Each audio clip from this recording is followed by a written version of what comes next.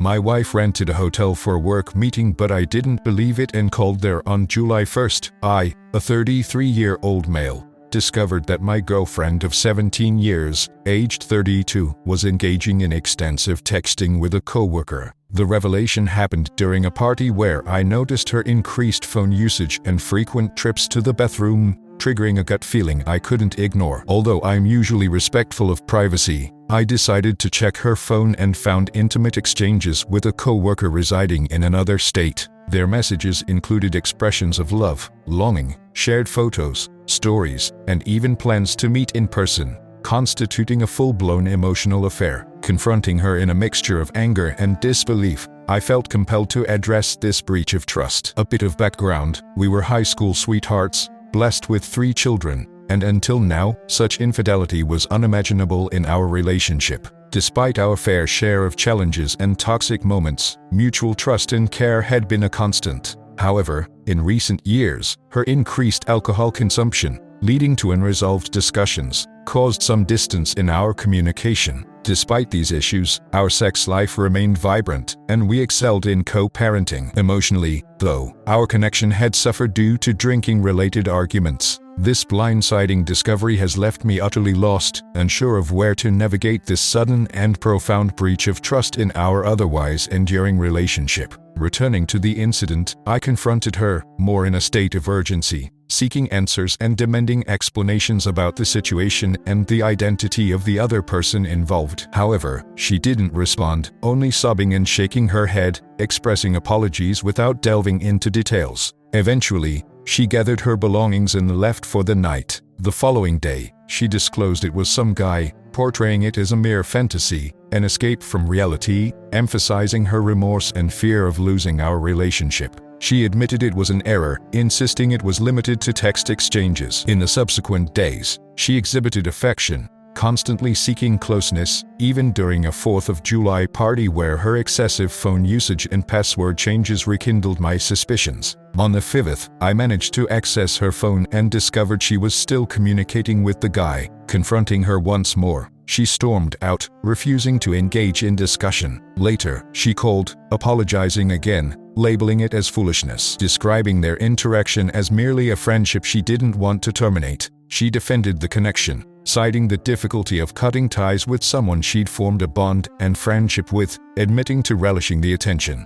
She assured me it was finished, and despite my tearful pleas, expressing that this situation wasn't right and demanding explanations, she confessed that she simply liked the guy because he was a good listener. She showed me a text to him, claiming it was over and that she needed to prioritize her family. Once again, grappling with the situation, I chose to believe in salvaging my life and sticking around. However, a few days later, while at the pool with our kids, I noticed her Apple Watch left in the bag and saw a notification. Curiosity led me to open it, revealing that she changed the guy's number to her best friend's name, engaging in discussions on how to continue their communication and salvage the connection. The messages filled with "I miss you" and hearts deeply wounded me. At this point, the pain was excruciating, leaving me hurt beyond measure. Yet again, she expressed apologies, pleading not to lose me, vowing not to let this be the end of our relationship. She expressed a need for space and time to untangle her thoughts about our relationship and her life, aiming to become the woman I deserve, but asserting her current necessity to focus on herself. Despite declaring my unwavering commitment to her and our family, she echoed similar sentiments. In the following weeks, communication dwindled as she sought more distance, mentioning that my persistent texting was exacerbating the situation, pushing her further away. One Saturday night, she disclosed that she booked a hotel room, seeking solitude. This revelation puzzled me. Upon investigating, I discovered the reservation was under his name, not hers. When I confronted her, she claimed he arranged it, understanding her need for space, emphasizing his absence in our state. However,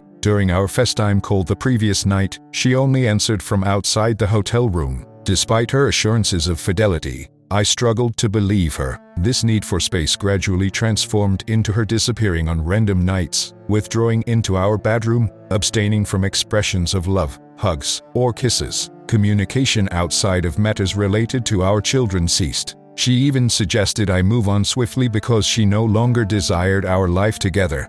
I'm at a loss, unsure where to begin or what steps to take. How did this happen? I was content, fully invested in her and our children. How can I even contemplate moving on when I wasn't prepared for any of this? Yet, why do I still want to stay, knowing I deserve better and deserve to be loved? Despite that, I can't fathom life without her. She's my closest friend. I'm convinced she's still in contact with him, and I suspect their relationship has turned physical given his visits here. The person I thought I knew seems unrecognizable. How do I even begin to heal from this? To add context, we're not married, our finances, cars, belongings are separate, except for our joint ownership of the house. I handle bills and the mortgage, while she covers household expenses, groceries, decorations, and repairs. As a team and co-parents, we've always functioned well. I have no intention of alienating the kids from their mother. Reviewing call logs, I discovered she's in constant communication with him while working from home, talking every day, all day. I confronted him once, and he urged me to give her space, claiming I'm pushing her away. I resorted to harsh words, warning him off, but refrained from involving others to avoid drama or affecting my kids' perception of their mother. The guy works in the same company but in a different state. However, my girlfriend shares the workplace with some of her family members, who will know him once I disclose the details. I've confronted both of them but haven't disclosed the situation to anyone else, prioritizing my kids' mental well-being and their perception of their mom. This blindsided me, and now I'm left grappling with what my next steps should be. She's refused to engage in any further discussion, expressing that she has nothing left to communicate. Recently, she even uttered that she hates me and is entirely done with our relationship. At this point, I'm contemplating moving out, either selling the house or arranging for her to buy me out, as starting afresh seems necessary. I struggle with the idea of being confrontational or malicious, making it difficult for me to share our situation with friends and family, fearing it could damage her relationships. Can someone explain why this might be a good idea or how I can gather the courage to do so? Adding to the situation, I noticed her at the airport twice through the tracking app we use for the family, indicating nights when she's been away until morning, presumably with the other person. Additionally, on nights she claimed to work late, I discovered she was parked in random places, drinking alone. This risky behavior combines conversations with the other person while feeding her alcohol addiction, all followed by driving home. We're not married, been together for an extended period, and our state doesn't recognize common law marriage. Apart from joint ownership of the house, our assets are separate. Despite the betrayal, I struggle to take a more aggressive stance because I want our kids to have stability and both healthy parents. I fear her threats of taking the kids or involving the police. She claims to have videos of my reactions to her infidelity, citing them as potential trouble for me. There have been instances, like observing her at a hotel, where she accuses me of stalking, and she insists that my attempts to listen in on her conversations constitute an invasion of privacy. Despite these concerns, I overheard a conversation through a window, likely with the other person, which she vehemently denies. Her deceit and threats have severely affected my confidence, leaving me unsure of how to navigate this situation. Yesterday, I attempted to discuss our situation with her, but she shut me down, refusing to engage in conversation. She claimed she had nothing to say and didn't want to talk, giving me only a brief moment during my car ride to work to voice my concerns about ending our relationship. As soon as I broached the topic of sorting out our house responsibilities and finding a fair solution, she abruptly hung up, denying me a chance to express my thoughts fully. In a subsequent text, she berated me, stating that a real man wouldn't sell the house, leaving the kids with nothing. Despite offering a buyout, she criticized me, suggesting that I was forcing the mother of my children to pay me off while accusing me of ruining everything for the kids. I've consistently focused on our children's well-being since the initial discussion of a split, explaining to her the potential negative impact of an affair and separating parents on them and our finances.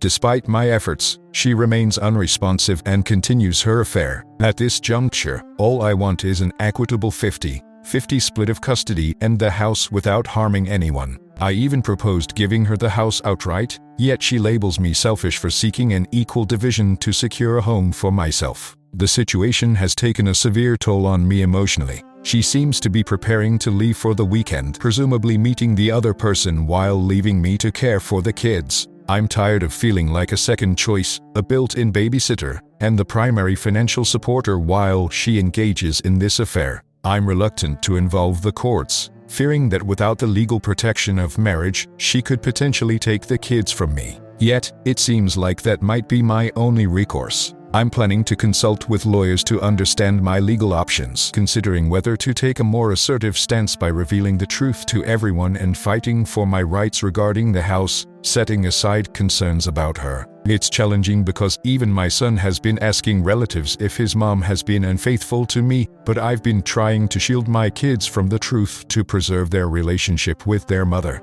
It's a lonely journey filled with my own thoughts and turmoil, but it's time to step up as a father and prioritize my well-being. However, it's incredibly difficult as I still love and miss her, despite her complete disregard for me, lacking any affection or acknowledgement, and expressing hatred towards me. I've heard terms like codependency and trauma bonding, which resonate with my situation. It's crucial for me to detach, rediscover myself, and distance myself from this toxic relationship. The person she's involved with even called me, professing his love for her, criticizing me extensively and attempting to undermine my worth. Gathering information, I discovered she flew out of state to his home without informing me until I was almost home from work. Feeling compelled, I met with her family to update them on the situation, and their overwhelming support, hugs, and guidance were immensely comforting. They encouraged me to stand my ground, keep the house, fight for the kids, and not let her take advantage of me. It's an empowering feeling knowing they see the reality and stand by me, acknowledging the person I truly am.